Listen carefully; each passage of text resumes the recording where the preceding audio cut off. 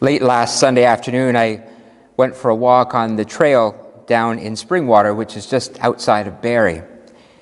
Beautiful afternoon. The leaves were just starting to turn. There was a bit of a chill in the air, but it was still only sweatshirt weather. It wasn't jacket weather yet. Perfect for walking. It was just after the supper hour, so it was very quiet. I was alone. I got myself on a path that I hadn't been on before, or if I had, it didn't look familiar with the shadows and the quickly falling dusk that was settling in. I was a little nervous because I hadn't made allowance for the fact that darkness now comes so much earlier. Very quickly I could feel it closing in around me. I needed to get back to my car. And then I came to that all too familiar fork in the road. The path I was on diverged in two directions, and I had to make a choice. I figured one would take me back to the main trail, which would take me back to the parking lot and my car, and the other one would take me deeper into the ever-darkening forest. Which would I choose? Ever been there? Literally, have you ever been there, standing at a fork in the road? If you are a hiker or someone who likes to travel on the back roads, I can all but guarantee that you have been there. Forks in the road are part of any adventure or experience. And those forks in the road can stir in us both fear, but also a sense of possibility, maybe even a sense of adventure. There's something exciting about a fork in the road.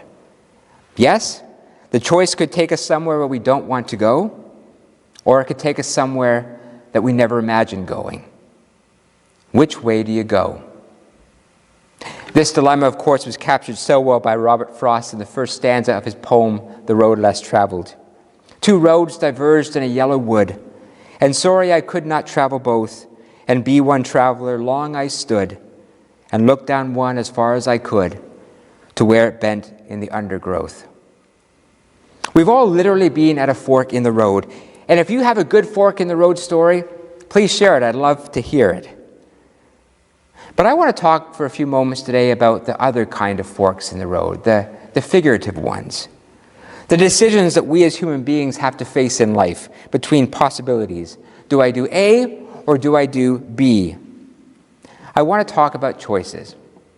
And what prompted this topic or this message this week was listening to our Chief Public Health Officer, Dr. Teresa Tam, who used the image of the fork in the road to describe our current situation with COVID. As she said, we stand at a crossroads, recognizing that in the next few weeks and months, things could go either way. And it does feel that way, doesn't it? She went on to say that which way it goes is largely dependent on the choices that we make. She was empowering us once again to make wise choices, as was our Prime Minister in a speech a couple of days later. It was a very timely message because behind the scenes here at Northwest, we know only too well what it's like to be at the fork in the road these days as we head into what would normally be our busiest season of the year. And we're trying to figure out the short-term plan for our church. We're trying to anticipate what the next 6 months will bring, including, as I said in the announcements, do we open or do we choose to open later?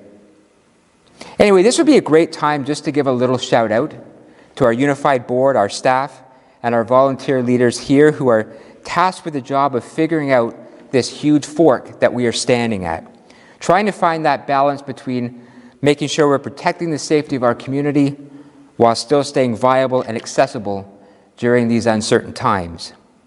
It's not an easy place to be. No fork in the road is an easy place to be. Is there a right choice? If so, what is it? What path takes us to light and safety rather than taking us deeper into the woods as dusk settles around us? So I'm deeply grateful for the calm wisdom of the folks in leadership here at Northwest who really are trying to make the best choices that will benefit our community and congregation. But COVID aside, it got me thinking this week about just forks in the road in general and the choices that we make and why we make the choices that we make. The writer Liz Murray once said, The fork in the road happens over 100 times a day, and it's the choices that you make that will determine the shape of your life. And isn't that true? Sometimes we only think of that fork in the road as applying to the big decisions we make in life. Do I change careers or stay where I am? Do I stay in this relationship or do I move on? And those choices, if we have to make them, are monumental because they shift the ground under which we live. But every day we have to make choices. Every day we have a fork in the road. It's like the story of the guy who was flying on a small airline. Used to flying first class on big airlines, this was a new experience for him. After they'd been in the air for a short time, the flight attendant came around and asked the man, "Would you like dinner?" The man said, "What are my choices?" The flight attendant replied, "Yes or no." Or I think of the touching story that Christopher DeVink in his book, The Power of the Powerless, tells. One spring afternoon, he writes, he was planting raspberry bushes along the side of his garage with his 5-year-old son, David. A neighbor joined us for a few moments, he says. Suddenly, David pointed to the ground. "Look, Daddy, what's that?" His dad stopped talking with the neighbor and looked down and said to his son, "It's a beetle." He said David was impressed with the discovery of this fancy, colorful little creature. Just then, the neighbor lifted his foot and stepped on the insect, giving his shoe an extra twist in the dirt. "That ought to do it," he said. The author wrote that that night when he was putting his son to bed, just before he turned out the light in his bedroom, David whispered to him, "I like that beetle, Daddy." To which his dad replied, "I did too." He concluded the story by saying, we always have the power to choose. And we do, don't we?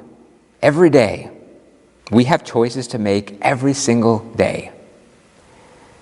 Before I talk about how or why we make the choices we make, I think a fair question to ask is, do we like making choices? Are choices good things?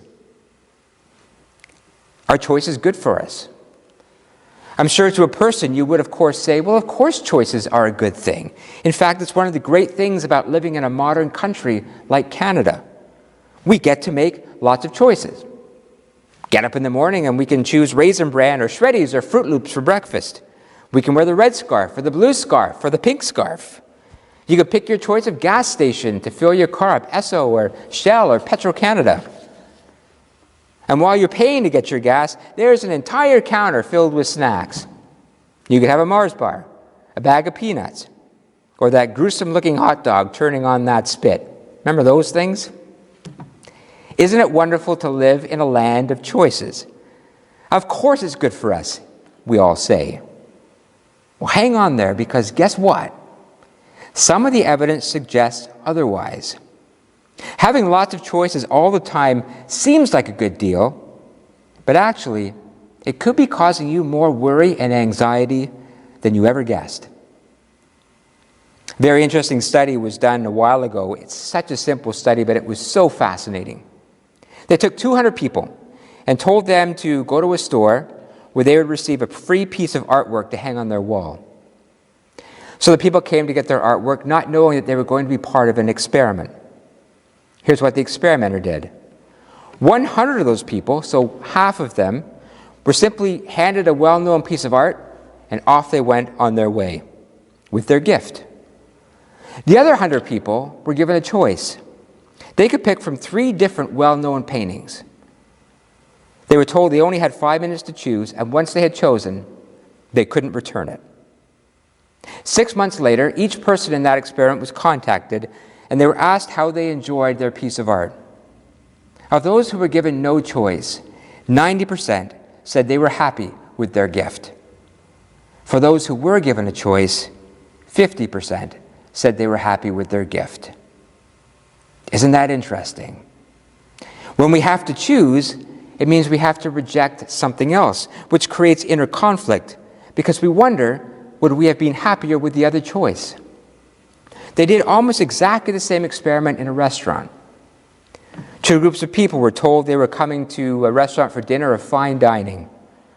One group was simply given whatever food was on was being made, it was simply put in front of them to eat.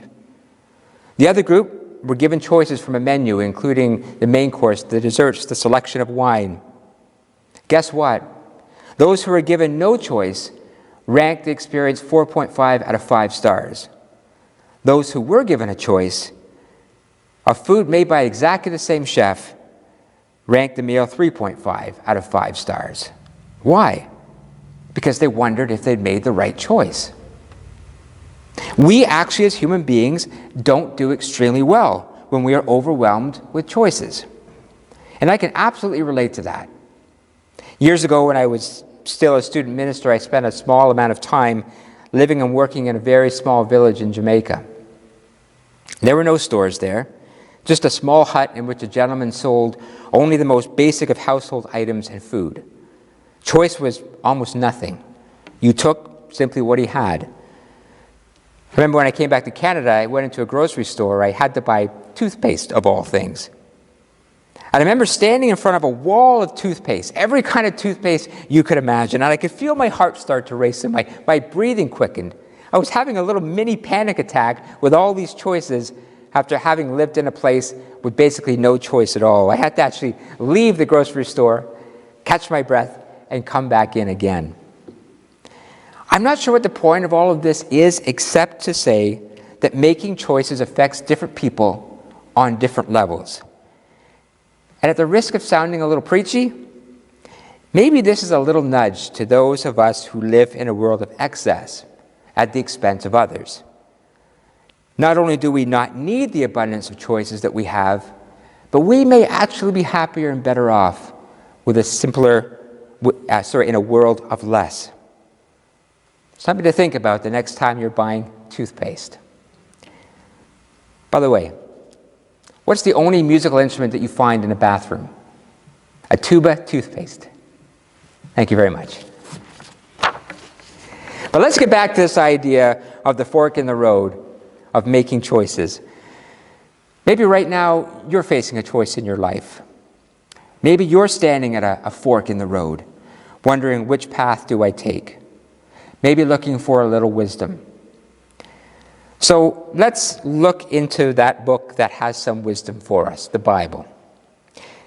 In the Bible lesson that I shared, Jesus talks about life as a crossroads, as a fork in the road. On one side of that fork, he says, is a wide open road. On the other side is a small and narrow road.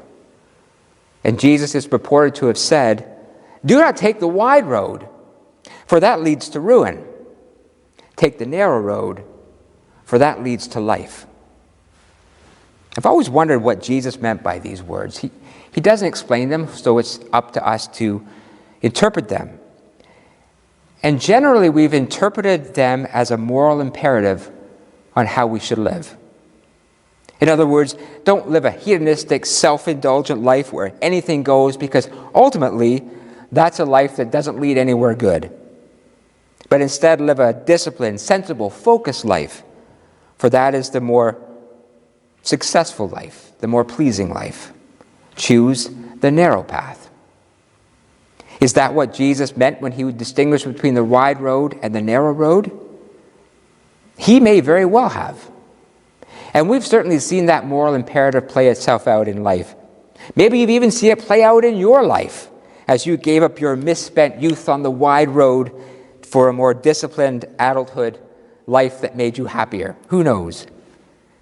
That's one way to interpret the passage.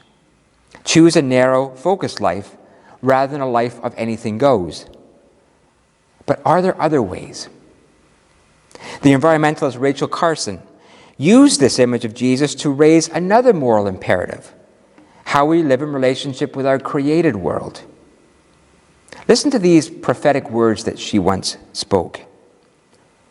We stand now where two roads diverge. But unlike the roads in Robert Frost's familiar poem, they are not equally fair.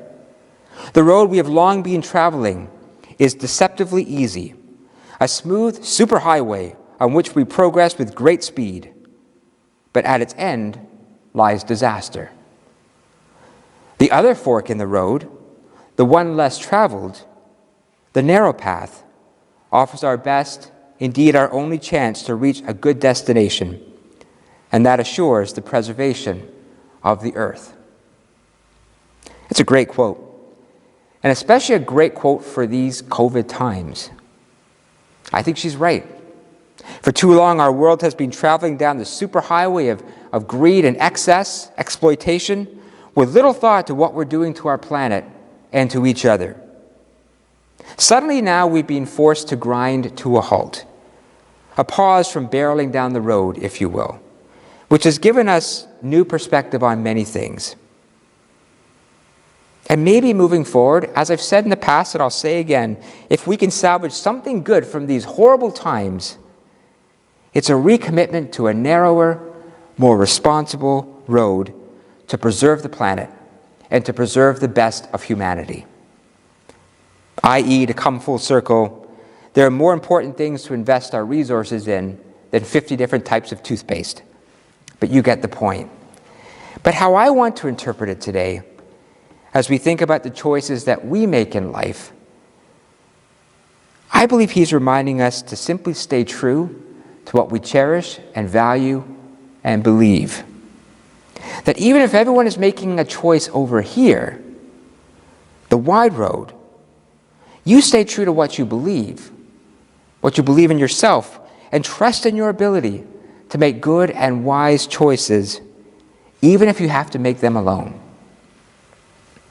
I choose to interpret this passage about the wide and narrow road as a passage of encouragement that when we are faced with a fork in the road, be wise enough, courageous enough, and committed enough to follow what you truly believe.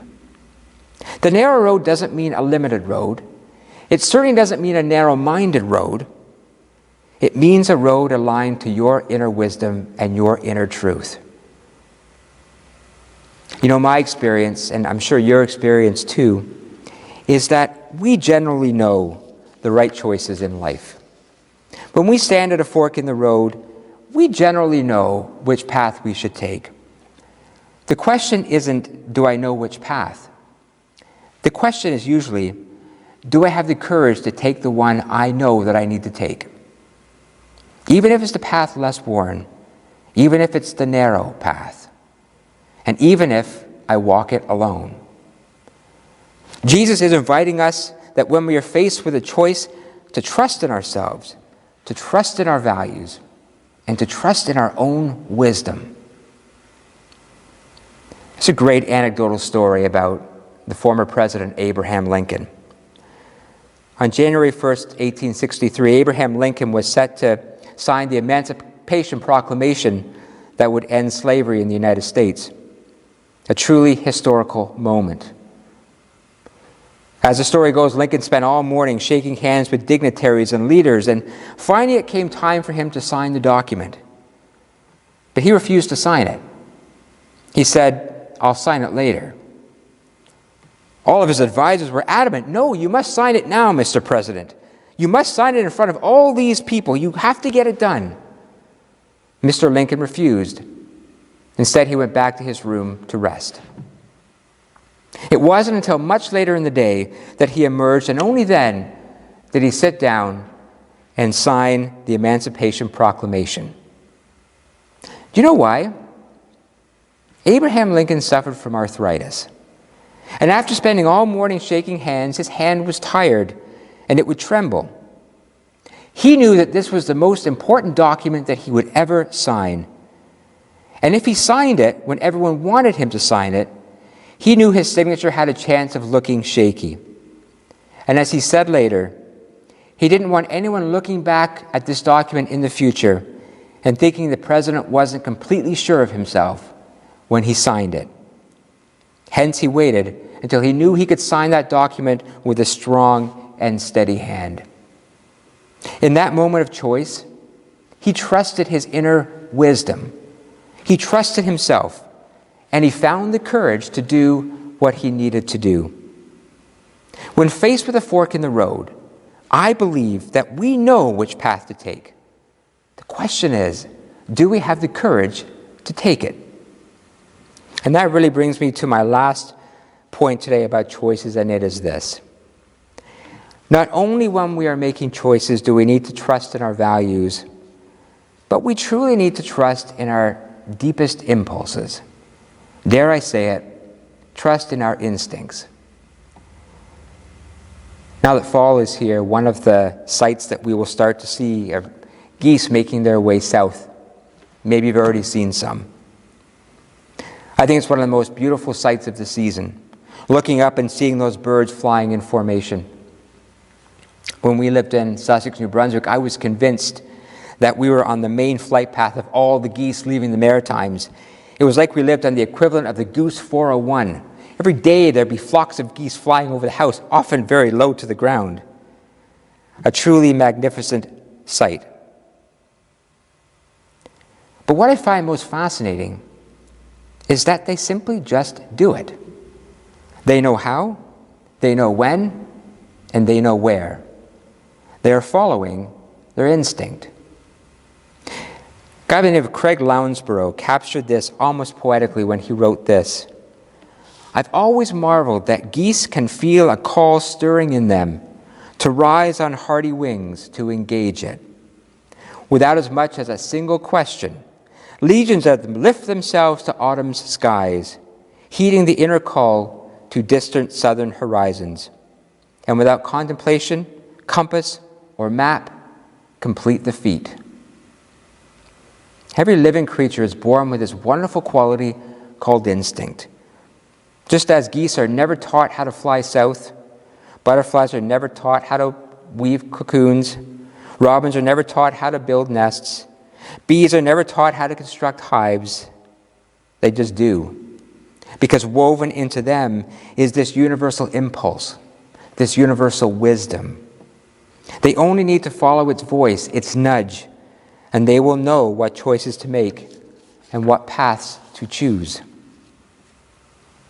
Human beings are creatures too, which must mean that we too are creatures of instinct. Woven into us is the same inner nudge, the same universal wisdom, offering us guidance and direction. Sages and prophets have alluded to this inner voice with all kinds of different phrases and philosophies, but I've always liked how our own scriptures define it. The Old Testament describes the inner wisdom as the still small voice of God. The New Testament describes it simply as the way of the heart. The idea being that when we can still ourselves and shut out distractions and be fully present to it, our heart will tell us what to do. It wants to guide us and direct us through the maze of choices that we face. Listen to this powerful quote from Michelle Cruz. When you come to a fork in the road, be still and try to listen to your heart. There you will find the clarity that you seek. Friends, we are into a new season, and it's going to be a season of choices. Sometimes choices that will take sacrifice, choices that may be difficult, choices that are going to call upon our inner stores of resilience and perseverance. But I truly believe that God has equipped us all with enough character and courage and commitment to make the choices that we need to make. We just need to trust in that inner wisdom, that inner truth, that still small voice of God. For it can, and it will, guide us as to where we need to go. When you're at a fork in the road, be still and listen to your heart. As I stood at the fork on that trail, with the dusk settling in around me, I had to make a choice. I took a deep breath, and I went to the right. The path wound around another 200 or so meters of trail before connecting up with the main trail that took me back to the parking lot and to my car. Thankfully, I made a good choice. I still wonder where the other one would have taken me, but that's an adventure for another day. Amen.